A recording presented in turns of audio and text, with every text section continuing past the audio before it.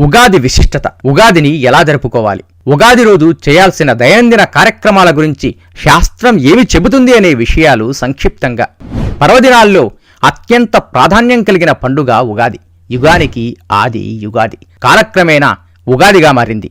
సంస్కృతంలో యుగాది అనే మాటకు కృత, త్రేత, ద్వాపర, కలియుగాల్లో ఏదో ఒకదానికి ఆది లేక ప్రారంభం అని అర్థం. తెలుగులో ఉగాదిని సంవత్సరాది అంటే కొత్త ఏడాది ప్రారంభంగా వాడుతారు. చైత్ర శుద్ధ పాడ్యమిని ఉగాదిగా జరుపుకుంటారు.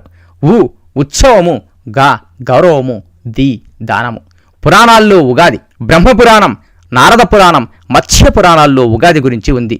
ఇక రామాయణంలో రావణ సంహారం తరువాత చైత్ర శుద్ధ పాడ్యమి రోజున రాముడు అయోధ్యకు బయలుదేరుతాడు. తరువాత వసుచరిత్రలో విక్రమార్క పట్టాభిషేకం పలు సందర్భాలు ఉగాది గురించి తెలియజేస్తాయి. ఉగాదిని ఎలా జరుపుకోవాలి? ఆభ్యంగన స్నానం, ధర్మసింధువు, నిర్ణయ సింధువు అనే ధర్మశాస్త్ర గ్రంథాలు ఉగాది నాడు చేయాల్సిన విధులను పేర్కొన్నాయి. వాటి ప్రకారం సూర్యోదయానికి ముందే నిద్రలేచి తలంటుకొని ఆభ్యంగన స్నానాన్ని చేయాలి.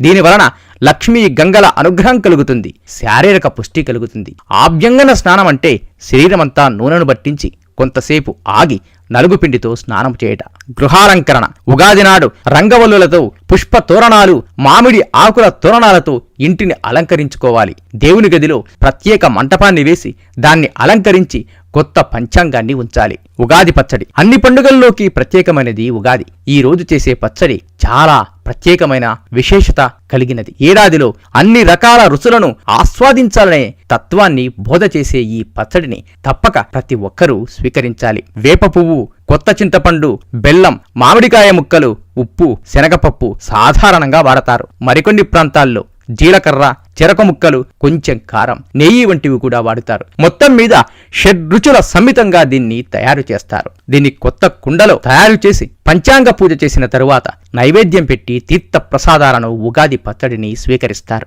పంచాంగ శ్రవణం, అవకాశాన్ని బట్టి దగ్గర్లోని దేవాలయం లేదా పంచాంగ శ్రవణం జరిగే ప్రాంతానికి వెళ్ళాలి. దీని ద్వారా నూతన సంవత్సర గోచార ఫలాలు, కందాయ ఫలాలు, ఆదాయ వ్యయాలు, శీతోష్ణ స్థితులు, పంటలు, నవనాయకుల ఫలాలను తెలుసుకోవచ్చు. ఉగాది నాడు ఏ పూజలు చేస్తారు? ఉగాది నాడు ఇంద్రధ్వజ పూజ, బ్రహ్మధ్వజ పూజ, ఛత్ర చామరాది స్వీకారం, రాజదర్శనం, వసంత నవరాత్రులు ప్రారంభమవుతాయి. ఇంకా పలు ప్రాంతాల్లో పలు రకాలుగా ప్రాంతీయ ఆచారాలను పాటిస్తారు. కొత్త దస్త్రం, సంవత్సరాది నాడు వర్తకులు కొత్త దస్త్రాలను అంటే ఖాతా పుస్తకాలను ప్రారంభించడం పలు ప్రాంతాల్లో ఆచారంగా ఉంది. పండితులు వేద శాస్త్ర పూజా గ్రంథాలను పూజిస్తారు.